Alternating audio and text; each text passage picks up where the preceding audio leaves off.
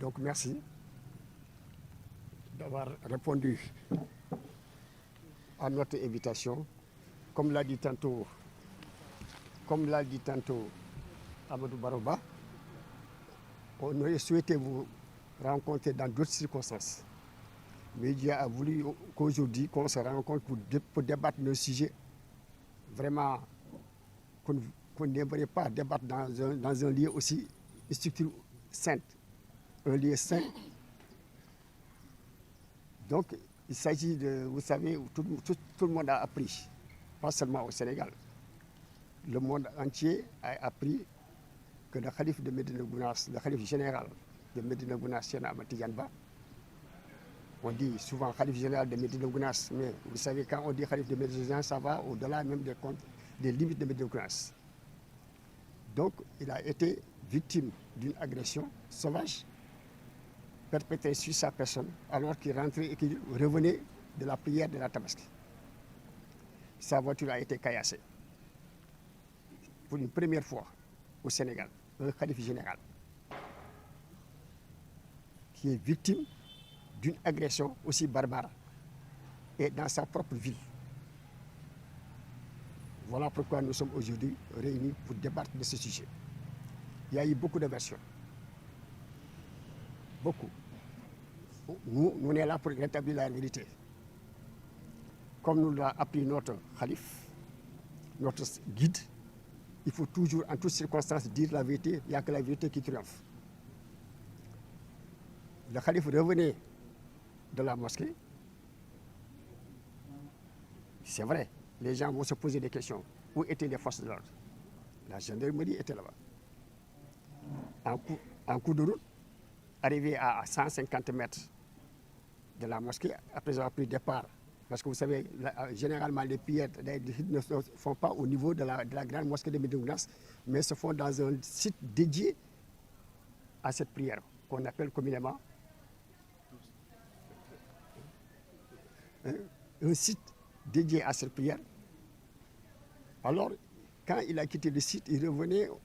les gendarmes lui ont demandé de patienter un peu. Quand ils ont ouvert la voie, arrivé à un certain niveau, c'est là que la voiture a été caillassée. Et Dieu merci, alhamdoulilah rabbil alamin, parce que ça pouvait se passer autrement. Et vous savez, le calife, c'est un homme de paix. Il a demandé à la population de se calmer. Mais n'empêche, les hostilités ont, je le disais même, ont triplé. Parce que vous avez vu que vous avez des journalistes, vous avez vu à travers la presse, partout, il y a eu des dégâts. Des magasins qui ont été cassés, complètement vandalisés. On a cassé les voitures. Vous avez vu la voiture du calife qui a été caillassée. Heureusement que la voiture est blindée. Sans cela, aujourd'hui, on ne serait pas là. La voiture de son frère, Tien Ibn Oumarba, tout le convoi, tous les véhicules qui étaient dans le convoi ont été caillassés. Alors, voilà pourquoi nous sommes indignés. Dans tout ça, où est l'État? La gendarmerie était là. Et nous sommes des hommes de paix. Nous voulons lancer un appel à l'État. Un appel à tous les Sénégalais. Parce que le calife n'est pas le calife seulement d'une ethnie. Le calife est le calife de tout le monde. Il est là pour tout le monde. Vous avez vu au Dakar, vous ne pouvez pas distinguer qui est disciple de Thierno Ali Mochid, qui ne l'est pas. Vous savez, Médina Gounass a été fondé en 1935 par son frère Aladji Mohamed Seydou Ba. Si maintenant, aujourd'hui, en tant que calife, on lui refuse le droit de passer sur une voie, même s'il n'était pas calife, il ne serait qu'un simple citoyen, on n'a pas le droit de lui interdire de passer sur une route. À plus forte théorie, c'est le calife. Même quand vous construisez dans votre maison, quand il y a un espace, il n'y a pas de droit de passage, on crée ce qu'on appelle le droit de passage. Pour dire qu'au Sénégal,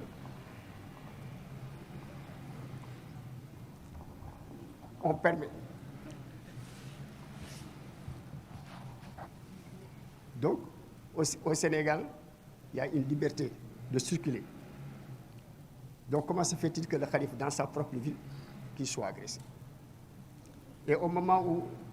nous tenons cette déclaration de presse, les choses s'empirent.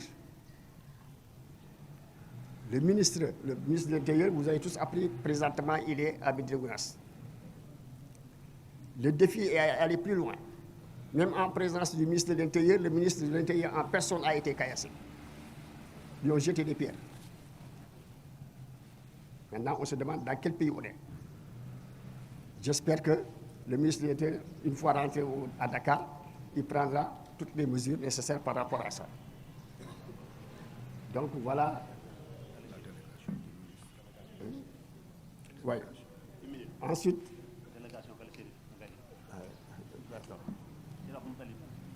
Le ministre est venu avec une délégation. Et dans cette délégation, il est venu avec quelqu'un en qui nous n'avons pas entièrement confiance, qui est venu à plusieurs reprises à Gounass et qui n'a jamais mis les pieds chez le calife.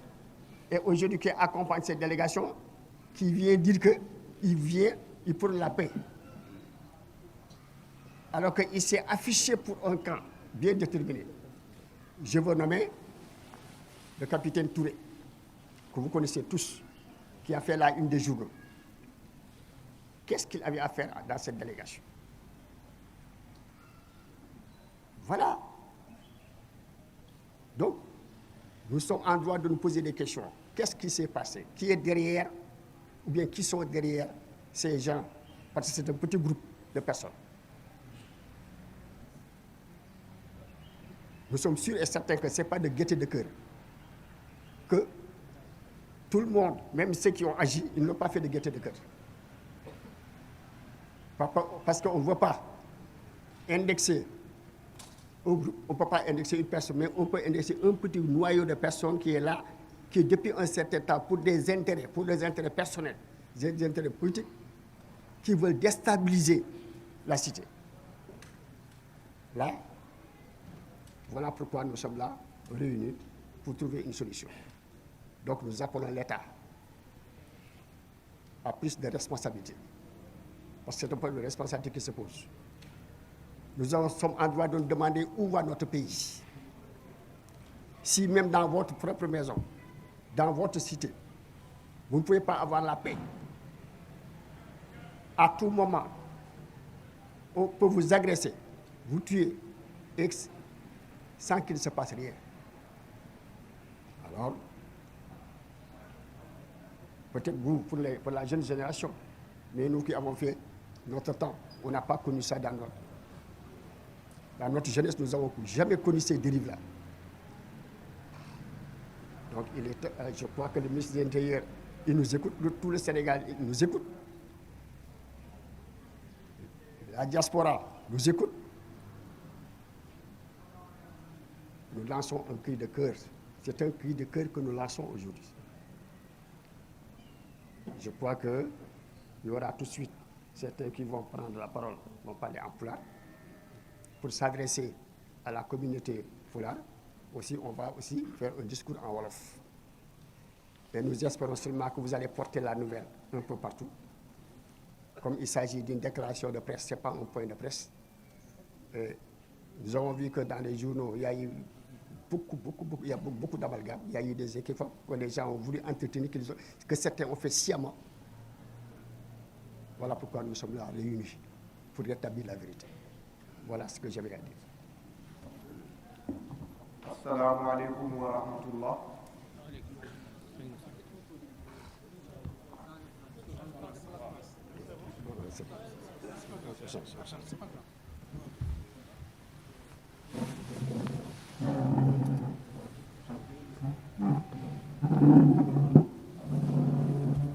Comme l'a si bien dit notre confrère Amadou Baroba, nous aurions bien voulu être là pour une autre chose, par exemple, la cérémonie d'ouverture de la mosquée ou pour vous annoncer de bonnes nouvelles. Mais les nouvelles qui nous viennent de Médina Gounass sont horribles. Elles sont d'autant plus horribles qu'il s'agit d'une attaque contre un homme qui a plus de 82 ans et qui est connu pour être un homme de paix, qui est connu pour son humilité et qui est connu pour son sens de l'islam. C'est à cet homme-là que des bandits ont préféré s'attaquer. Et c'est l'objet, en tout cas, de notre présence ici, non seulement pour dénoncer, mais aussi pour montrer qu'au-delà de Médina Gounass, au-delà du Sénégal, au-delà de la sous-région, c'est toute l'humanité qui a été insultée par ces actes barbares. C'est pourquoi, comme l'a si bien dit mon daddy, mon grand frère, nous demandons que justice soit faite. Et nous demandons à ce que les autorités fassent le tout pour faire régner la paix et la justice. Parce que sans la paix,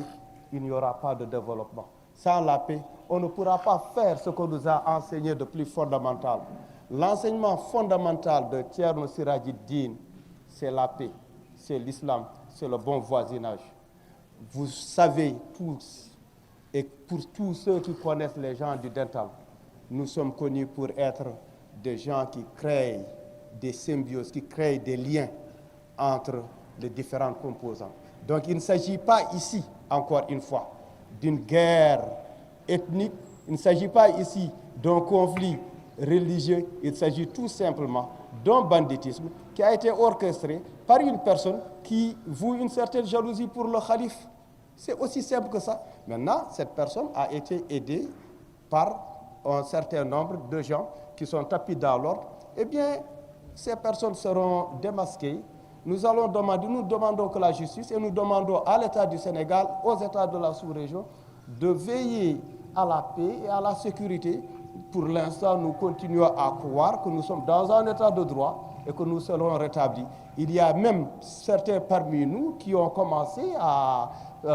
saisir, en fait, à réunir tout ce qu'on a comme preuve pour montrer en réalité il s'agit d'une attaque, il s'agit d'un acte unilatéral qui a été conduit par un groupe et qui se sont adressés à tout un autre groupe. Il y a beaucoup de gens de la sous-région, de Dakar, qui étaient prêts à aller rejoindre nos familles, nos parents qui sont au Dakar de Médina Gounass, mais c'est Thierno qui a demandé à tout le monde de se calmer. Comme étant des gens disciplinés, comme étant des gens du dental, nous avons dit que ce que Thierno a dit, nous avons suivi et nous allons suivre son mot d'ordre qui est la paix. Mais en tout cas, en même temps, nous demandons à ce que l'État prenne toutes ses responsabilités. Cela dit, bandiraɓe sehilaɓe, musidɓe tedduɓe, jinnaɓe wassorɓe, sukaɓe ɓale ɓakke ɓamtare ɓakiire ɓamtoɓe, yo jaam kisal ƴellitare e yurmede Allah wonde e mon. Caggal yettude Allah e julde e nelaɗo mum e yettude cheikhna Ahmadou Tijani Chérif Sibou, nde puɗɗiɗen haalde nde wonɗo gonɗen ke gonga tan en jii délégation gummiɗo galle Chérif ari tawtorede ndeɗo jonde. Ndeɗo jonde noon min jangguina ko diine, min jangguiɗa ko needi, min jangguina ko diine e needi, min jangguina ko famminde aduna o wonde no minen min poti tan ko ñodde. Oɗo musiba noon nde ari nde ceerno amen, ceerno men, ceerno Tidiane wi ko yomin ndeej hoto min mbaɗa hay hunde. Kono noon nan fakkita, holko addani ɗum fakkidde, ko laamu ngu waɗani ko foti wadde, ko laamu foti darnude yimɓe, beele e yimɓe ɓe ene mbawa darade, ene mbawa rende miskineɓe Allah, julɓe wonɓe to Médina Gounass, lebteteɓe ɓe, toñeteɓe ɓe, sumateɓe ɓe. En jii kadi hay hande délégation mo laamu neli to Médina Gounass o, hol jeyanoɗo hen mo fotano jeeyede hen. O mo ganduɗa wiyete ko capitaine Touré, o liggoto ko ministère de l'intérieur, holko waɗata hen te kadi amin tuumi omo jeeya e ɓurɓe ko domburu, o jogui ko jikku domburu, omo wutta dow, o yahata o ngata omo wutta dow. Don amin ñaagui nde laamu ngu artirta hoore mum, sababude amin keewi yimɓe koye amin keewi almuɓe koye kono komin yimɓe jam en kono noon so ɓoyi toñde amen tan alqur'anu wi ko wala man intacharra ba'da zulmin fa ulaika ma alayhim min sabil min jettoytako toon amin cikki ma laamu Sénégal waɗi hen kuugal nanggaɓe kamɓe bandiji ɗi ɓe coke ɓe ñaawe jam arta sibu ko jam tan wawi jiɗanɗen leydi ndi ko jam gandira ɗen ko jam min gandira on meeɗa yiide amin jaaha e goɗɗum ko wona jam salli ala muhammadin woppa musidɗo men deede men tongana bandiraɓe ɓe ko haala ko e jolfe beele yimɓe ɓe mbawa yaade sarde sibo hande wiya tan ko point de presse firti ko ene waɗi tan ko mettata amen amin jiiɗi aduna o faama salli ala muhammadin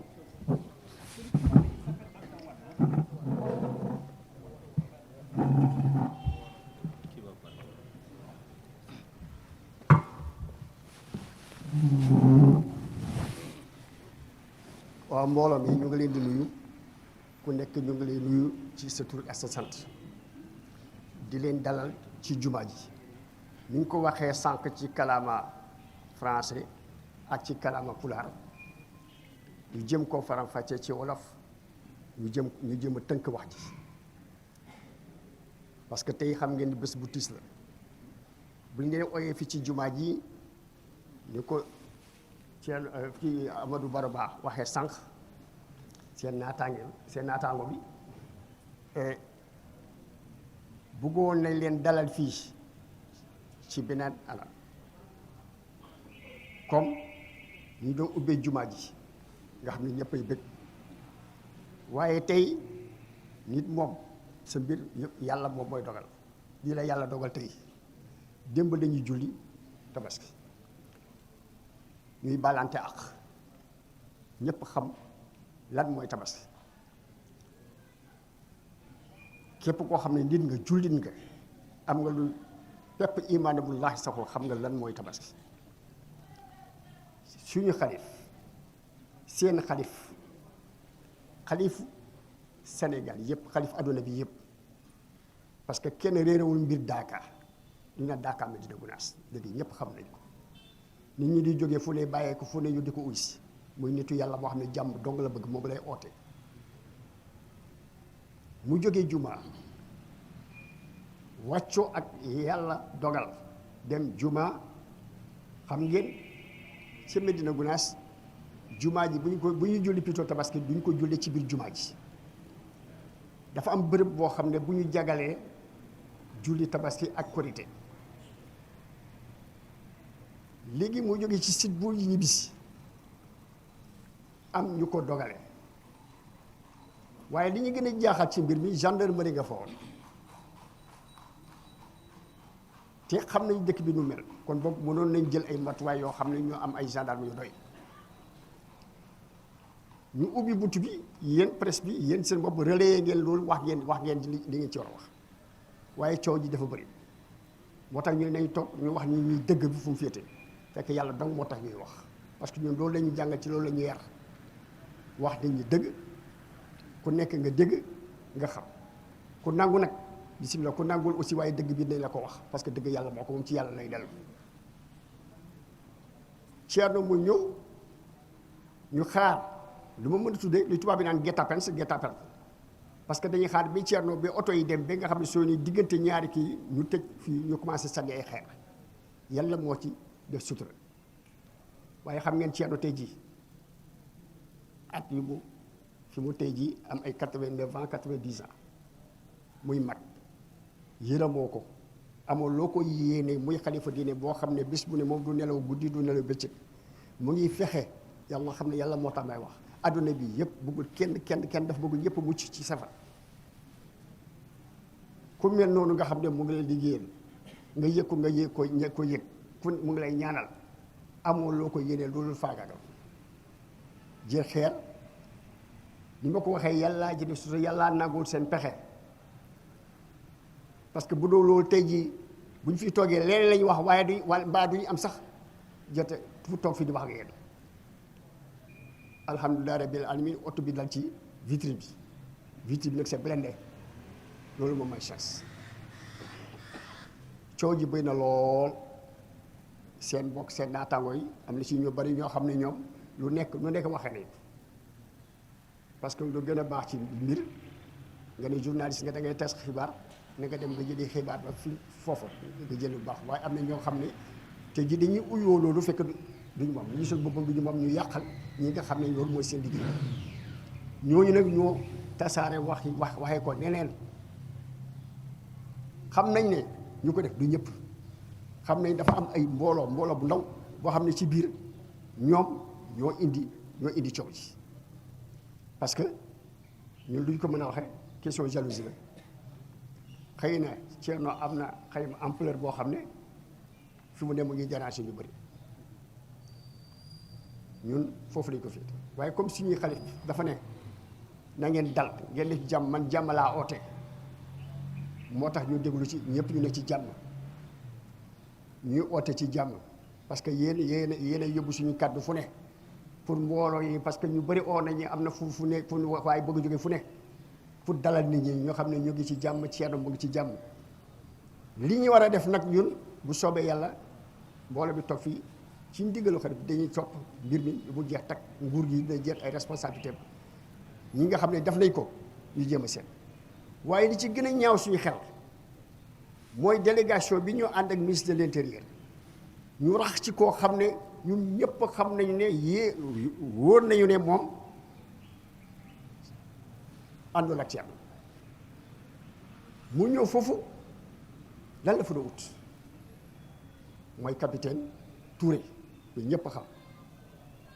loolu nag ñaaw na suñu xel loolu nag bëgg nañu nguur gi leeral nañu ko dëgg la ministère de l'intérieur la liggéey dëgg la directeur général ASP la waaye ministre de l'intérieur bu ñëwee ànd ak DSP directeur de la sécurité publique moom en tant que kii loolu dafay ut yooyu nag il faut ñu leeral mbir mi il faut ñu def enquête ba xam exactement lan moo xew ñan ñoo ne ci ginnaaw parce que lii du neen loolu tax ñu oote nit ñi ñun nag bu soobee yàlla daañu ko topp ba fu mu yem fa duñu ko bàyyi noonu comme déclaration de presse la ngeen baal ma mënu ci gudd bu baax a baax ñu gàttal ko rek ngeen xam ne daal mbir mi nii la demee bu leen kenn wax leneen lu dul xalif bi jóge na këram bërëb jullikaay bi di ñibbi këram ñu jël xeer dóor ci vitre bi mënuñ ko dóor ci ginnaaw oto bi mbaa dóor mais fii mu toog ci kanam fi mu toog foofu la ñuy dóor xeer bi kon boog te man su ma xeet ñaaw na ci kooku soo man la engagé dama ne bi vitrine blindée nan la koy xeer ba na tojee nañu seet lan moo ko toj nu nguur gi dafay enquête ba xam ñu situé responsable yi ñu xam boutique yi ñu toj yàq yu ñu def gendarmerie mënul nekk foofu ni jël ay xeer di ko tëmbal ci biir kër Thierno di gaañ njabootam loolu yëpp lu jar a wax la léegi ñun jàmm lañu oote mais dañu bëgg nag nguur gi mu doxal mu def enquête am dañu ne dañu bëgg ñu ne am nañu pétrole dañu bëgg Sénégal émergent mais mënuñu émergent fekk newu ci jàmm c'est pas possible émergence da muy mu àndal bu dee sa dëkk fi nga sanc ba sa biir kër mënatoo fa am jàmm mënatoo fa toog fu jëm ku nekk ngaddu sa bagage nga seet foo toog léegi nag moo tax ñu oo leen ngeen baal ma du question damay waxee ko du question damay yëkkati mais doo bëgg rek dëgg bi mu feeñ ñëpp xam nu mu demee bi ci des bu demee ba nga xam ne am na yeneen développement bu soobee yàlla comme comité baa ngi fii ñoom ñoo oote tey ci ndigalu xalif bi nag li ñuy def ci ndigalu xalif bi lañ koy def jóguñu rek di ko def nag macha allah lii la mooy li ma leen bëggoon a wax.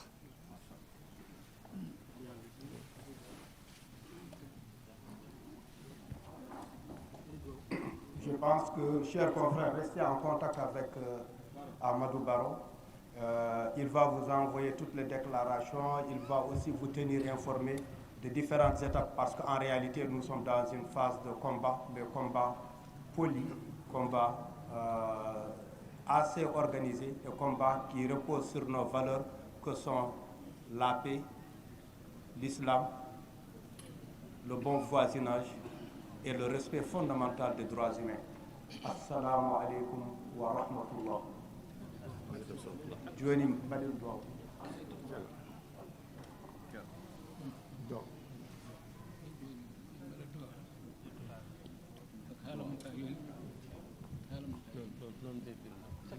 sakki joni heddi ko duwaw mbaɗen duwaw yo Allah waɗan en jaam aati e salatul fatih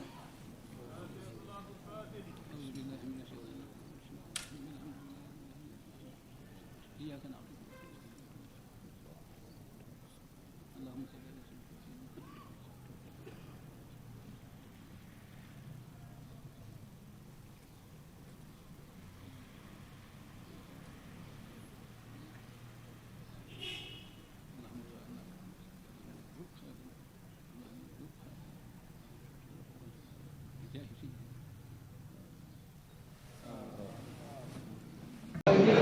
nee na ñi fi nekk Sénégal dafa neex rek ñuy foo waaye lii ñu def moom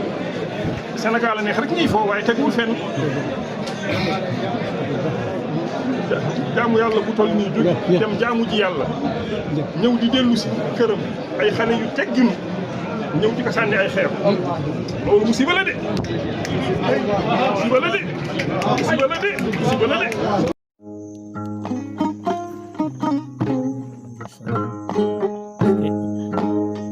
Ibrahima cosaan Ibrahima mooy annabi yonent yàlla Ibrahima xalilullahi xaritu yàlla la moom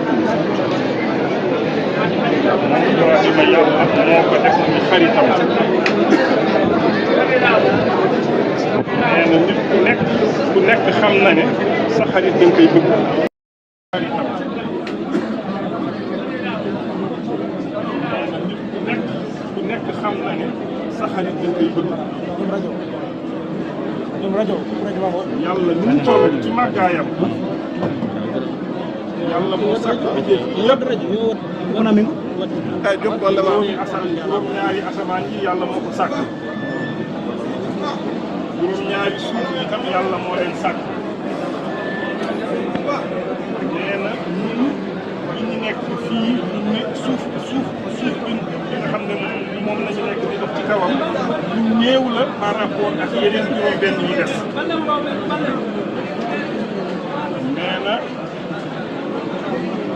nee na asamaan bii ñu tiim yeneen juróom-benn asamaan ñu ngi ci kawam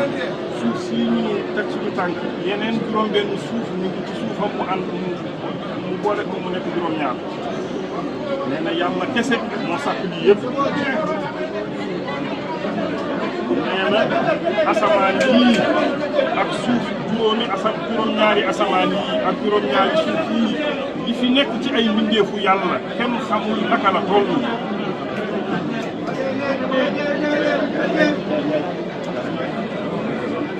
nee na lépp luy xalaat nit ki lépp lu muy xalaat yàlla xam na ko malaaka yi nga xam ne ñooñu la yàlla booleeg moom malaaka yooyu tam xam nañu li nit ki di xalaat te yëpp ñu ngi koy bind amul lenn loo xam ne dina ci réer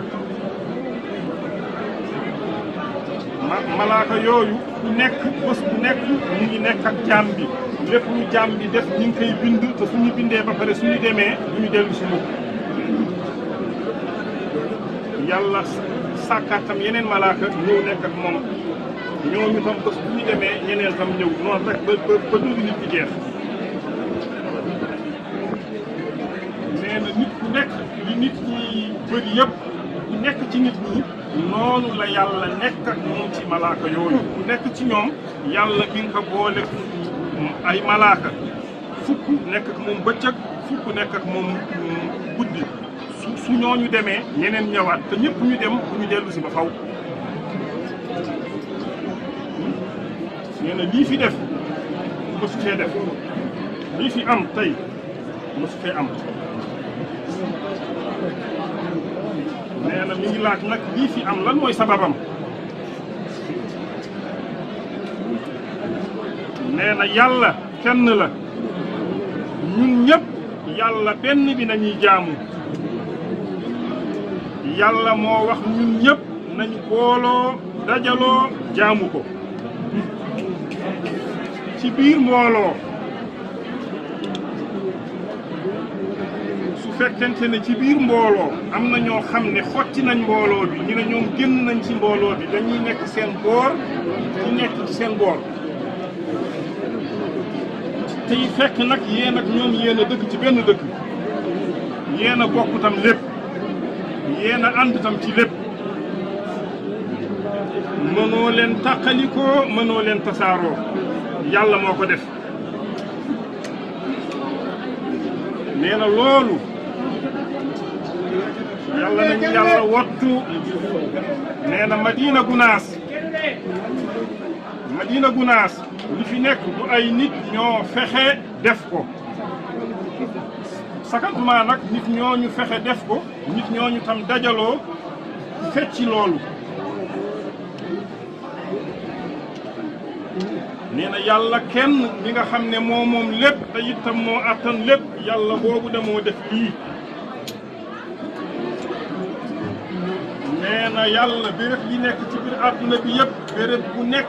na mu mel ak na mu nekkee moom yàlla moo ko defee noonu béréb bu nekk ak ay réalité yam ko def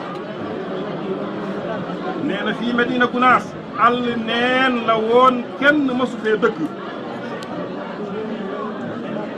àll bi mi ngi nekkoon ci anam bi nga xam ne mel na ni sax kenn mënu cee dëkk rawatina nag waxantuma ba nag xam na la mu def ci biir àll bi xam na tam ay jaamam ya nga xam ne namm na leen indi dëkkal leen fii nee na ci jamono jooju béréb bii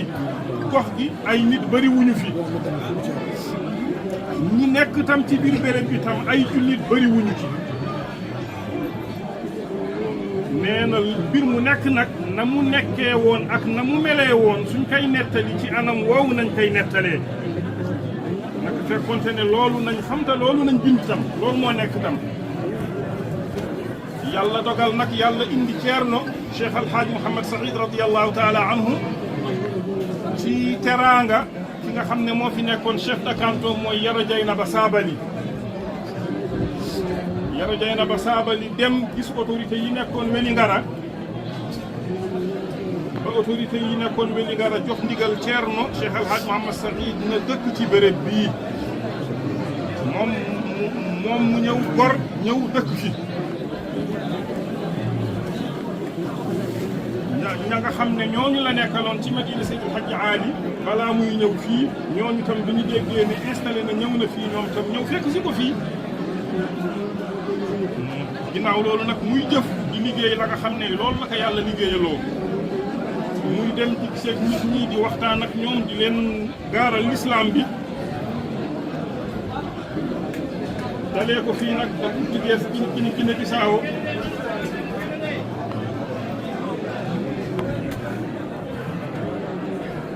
ba lenn ci Guinée Conakry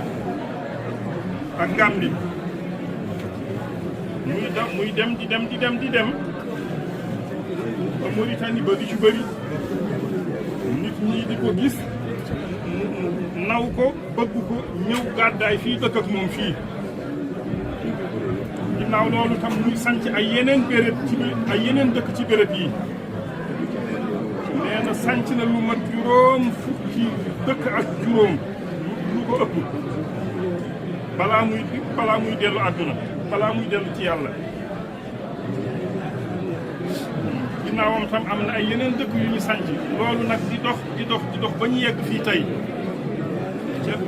Ceerno nee na wa ala kulli xaalin alhamdulillahi rabbil alamina nee na nit ku nekk na xam ne li mu xam ku nekk képp koo xam ne ku dund la na xam ne kuy dee la nee na ku nekk xam na loolu képp kuy dund na xam ne kuy dee la nee na ku nekk xam na loolu te képp ku dee nag la muy fekki ji foofu mu dem la mu jëfoon loolu la fay fekki ji la mu jëfoon tam loolu nañ ka fay su fekkente ne la mu jëfoon lu baax la alhamdulillahi rabbil alamina dina ko gis te dina ko xam su fekkente ne tam la mu jëfoon am na nu mu mel alhamdulillahi rabbil alamina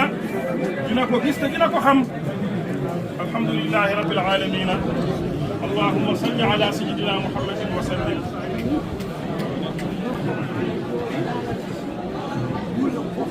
nee na jullit ku yàlla noppal la nee na jullit dafa ànd ak yàlla nekk ak yàlla yàlla tam mi ngi nekk ak moom nee na ku yàlla nekkal ko dara du ko dal dara du ko dal lu dul lu baax rek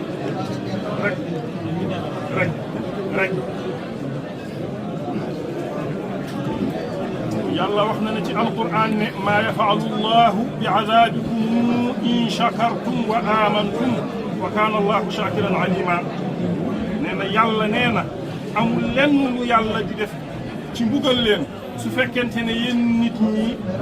sant ngeen ko moom yàlla gërëm ko gëm ko amul dara lu muy def mbugal leen soo fekkente ne yéen a ngi ànd ak yàlla nekk ak yàlla ci li mu digal la nee na jullit dafa ànd ak yàlla nekk ak yàlla yàlla tam mi ngi nekk ak moom nee na ku yàlla nekkal kooku dara du ko dal dara du ko dal lu dul lu baax rek